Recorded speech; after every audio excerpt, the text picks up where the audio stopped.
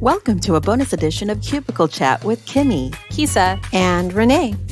Get up close and personal with us as we share our stories, thoughts, and shenanigans with you. So grab your favorite adult beverage, sit back, and enjoy our Cubicle Chat.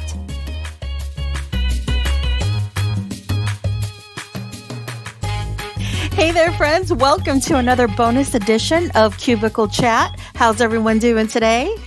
So good. So let's see. Our last Cubicle Chat was all about the holidays. You had me at holiday fun, and now you have me at love. It's Valentine's week, Valentine's Day week, right? So let's spread some love to everybody. This is fun. Like if we were at work and we were actually in our cubicle, and by in our cubicle, I mean my cubicle. Because we all gather around your cubicle to have our cubicle chat. Granted, Kesia was just like right across me. So yeah, I was right there. I could just sit in my cubicle and still be a part of the cubicle chat. Yeah.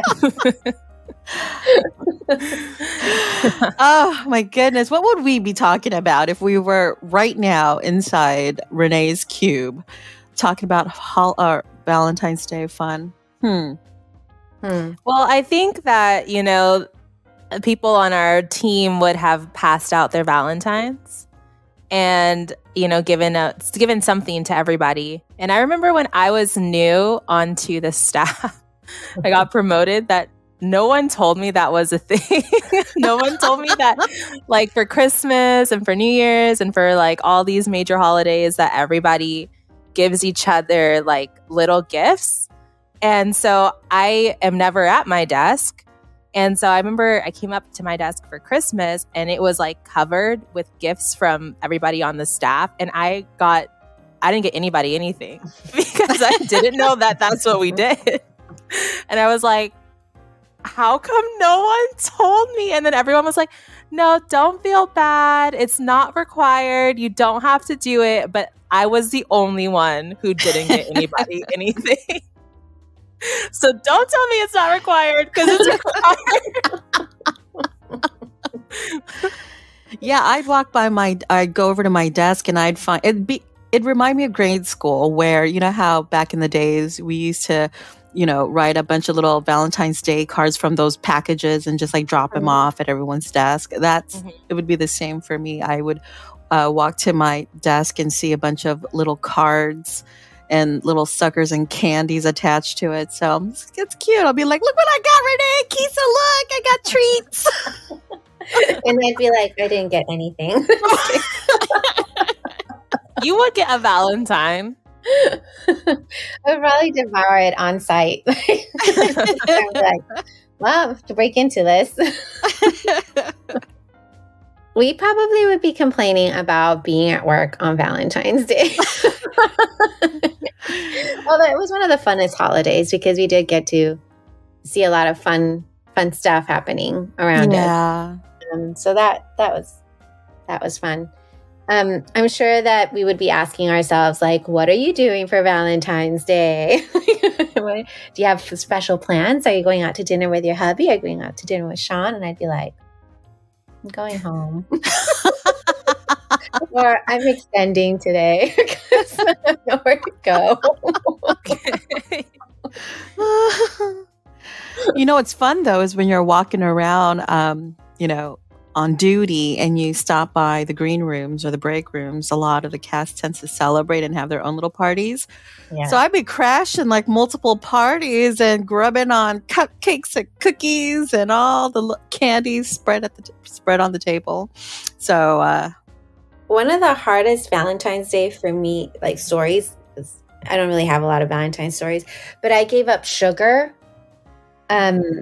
during one of the Valentines a couple of years back. And I remember that was like the most dreadful day of my existence. I couldn't enjoy anything. And then things just kept coming across my desk, or I was at one of the shows and things just kept coming into the office. And it was like, no, I can't have any of that. Oh my God, that was so hard. I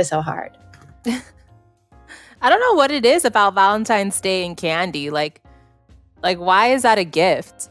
I wonder. That doesn't make really any sense because it has nothing to do with love unless you love candy, which I mean, I love candy, so.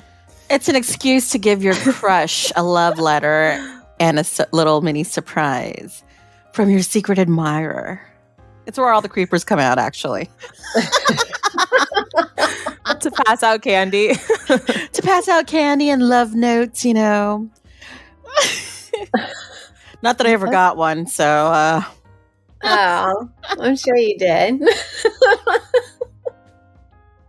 So I know that one of the reasons now, like we're not working, so we can't have a cubicle chat in the cubicle. And here we are having our cubicle chat here in our new workspace, the Zoom world. And so the reason why we wanted to do this cubicle chat was to not only talk about Valentine's and what it means to us and all our shenanigans, but also bring in some of our guests and ask them like what was important for them on Valentine's. So we came up with like 4 questions that we thought would resonate with the people listening, our audience, and hopefully, you know, they could walk away with a little bit of something. So, and one of the questions was, what does love mean to you? Now, Kimmie, why did you want to ask this question?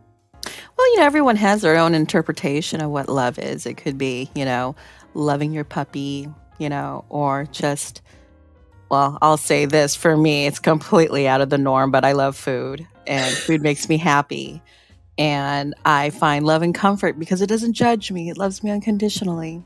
And I think that's relevant to relationships. So to me, love is loving unconditionally without judgment and accepting that person for who they are and the crap that they put people through. That's love. And that's what food is to you. And that's what food is. I thought the reason why you picked this question was because you like the song. What is love? Baby, don't hurt me no more. That song is going to be like playing in my head. Yeah, I mean, well, now that you know what love means to me, what does love mean to you, ladies? To me, I think for me, it's family, friends, that unconditional love kind of thing, and laughter. I think laughter, to me, sums up love. Like if you're laughing and you're enjoying yourself, that's an expression of love. And I love laughing, so I think that's it for me. I love that. And I love you. Love that. What about you, Kesia Cakes? Well, I think a lot of people like don't like Valentine's Day, right? Because they are like, I'm like not in a relationship or whatever, but I think one of our guests said it best because it's not about like being in a relationship. It's just about, you know, like appreciating your friends and your family, and similarly to what you guys just said, you know, and just showing that love and appreciation for them. I think that's really what it's all about. That was a wise woman that said that. Aurelia Reneva. She's the hustling queen right there. She's our the awesome actor. She's the hustler. And Laura Vega, who's her co-hustler on our episode, she says love is a verb. It's also what Pat Benatar says, love is a battlefield. Very interesting. It is a construct we've created, an illusion, if you will, and sometimes blinds us to the real truth, the soul hello without walls. With vulnerability and being able to fold into another's arms. We can create love with anyone if we step out of our own ego. It's a let go and let's go kind of vibe. Kind of fun. Well said, Laura. I love that.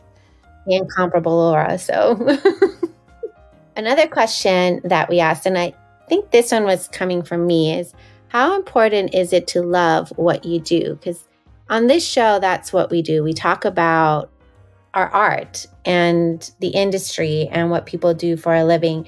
And all of our guests, it's resonated with them that they love what they do. So I just wanted to ask that question and ask them point blank, like, how important is it to love what you do? What do you guys think? I mean, I think it's like probably the most important thing. I feel like you could easily go into a career that's going to pay you more allow you to have more free time. And, you know, that could be it. But if you're not happy doing it, then it's like, what are you even doing? Like, how boring. Like entertainment is so hard. Like, I don't think people really realize it. And, you know, but it's rewarding because you have to earn every little thing you do. And so I think, you know, it's really important to love it because it is not a cakewalk and it will, you know, really be tough on your soul. So you have to just kind of be passionate about it. Absolutely. Like, you know, I know that I can work elsewhere and get paid so much more, you know, but the fact that I love what I do and who I work with and who I work for, like, it's important to me. It's important for me to love my environment and like just everything about my job. That's what keeps me, you know, thriving. So I prefer loving what you do and just everything about who you work with and who you work for to be, you know, happy.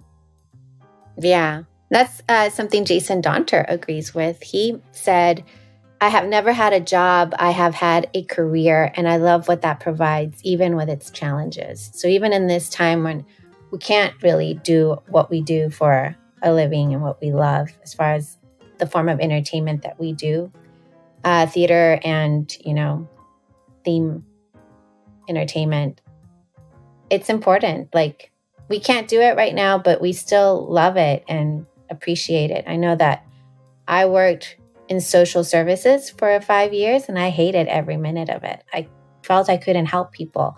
Well, as working in entertainment, I brought a smile to people's faces. I took them away for like a minute, even though I was pushing a prop across the stage. You know what I mean? It was still contributing to that art. So I totally get it. But I would say, you know, like, even though we can't, you know, do theater in the traditional sense, like the way that we're used to doing it, there are still some places that are, you know, still doing theater, but via Zoom. Like, I just saw this thing the other day, was sent to me, that the Geffen Playhouse here in LA, they're doing like a murder mystery thing, and they have like a cast of like 2, and you like, it's kind of like a virtual, seems like a virtual like who did it murder mystery, and you interact with the actors via Zoom and you try to solve the mystery that way, and you pay for the ticket per household, like per device, as opposed to, you know, like there are 3 of us, we wouldn't, if we were all together, we would just pay for it one time. So I think it's kind of interesting. You know, people are still trying to figure out ways to bring that sense of entertainment, even if they can't do it like they normally would, you know, where that kind of thing would be like an interactive experience where you are walking through a building and you have to try to figure it out. Like they're finding a way, they're making it happen. Yeah. Well, cool. Theater is one of, like, I don't know, it's an art that's been around for so long. I doubt that it will ever die, because it's a reflection of life, right? It's what we do. I love that a lot of people are finding ways of making it work and still keeping it alive, even if it's in a slightly different way. Absolutely. And then the next question was, how do you balance the love of what you do with your personal life? So how do you balance those two? And I'm going to throw that to you guys. How do you do that? Because there's a lot of demands. Like, we've talked about it here. Working in entertainment is hard, and it's time consuming, and it almost becomes your life, and like your home life is like your second life. It's your going away party. And work life is like the mainstay, the actual thing that you spend 18 hours of your day on. So how do you guys feel about that? How do you do it? I'm still trying to find that balance, to be honest with you. It's so unpredictable at work, you know, those long hours and then coming home. I can't really answer that because I'm still trying to figure that out for myself. I mean, Sean and I, like, we met at work. But even still, like, I think in the 5 years, almost 6 years that we've been together, like, we've only been on 2 projects together. I mean, one of those projects took like 6 months to produce and, come up with. But so you're on that one together, but we've only been on like 2 projects together the whole time that we have been dating and working at the same place.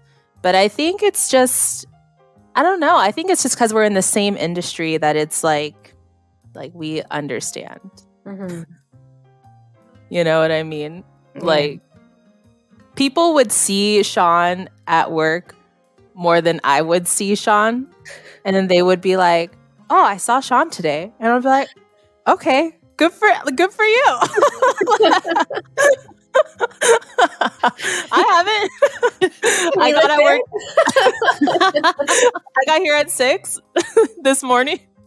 He came in at 2 in the afternoon. He'll be on an overnight. I'll be at home. That sounds good. Did he look healthy to you? Great. Somebody has to watch our dog. That's all I know. I think Abel puts it really nicely. Abel Ceballos. He wrote, to balance the love of what you do with your personal life, you have to love them both equally at all times.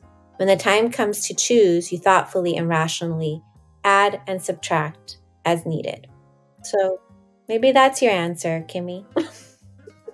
Yep. For some reason, I keep adding and adding and adding as opposed to subtracting.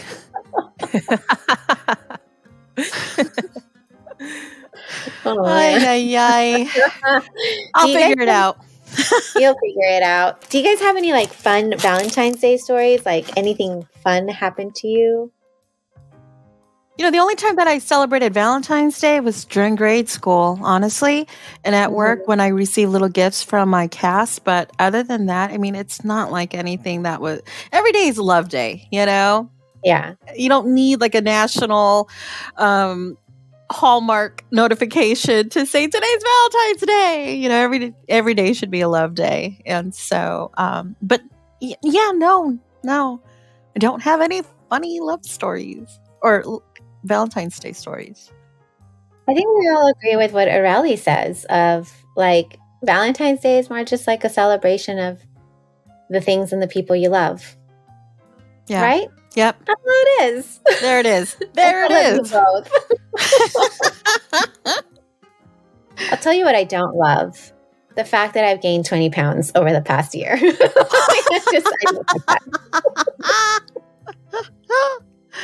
I don't like that. I weighed myself, made the mistake, and I was like, how in the world and where is it? Can't see my toes. Oh, that's where it is.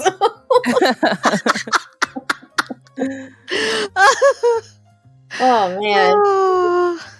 It's like, I'm going on a diet. I can't do this anymore. But it's Valentine's Day week, so I might have to wait. Yeah. I mean, this whole past quarantine, like, I've been baking. And I love baking. It's great. And I'm really good at it. But I, like, have not been baking recently because I was like, I can't do it. I can't do it. I love, like, all sorts of, like, baked treats. So I can't keep eating all of that. So I just haven't been doing it, but it's okay. There will be another time when it's appropriate and I can pawn them off on other people. It's like, I'll raise my hand.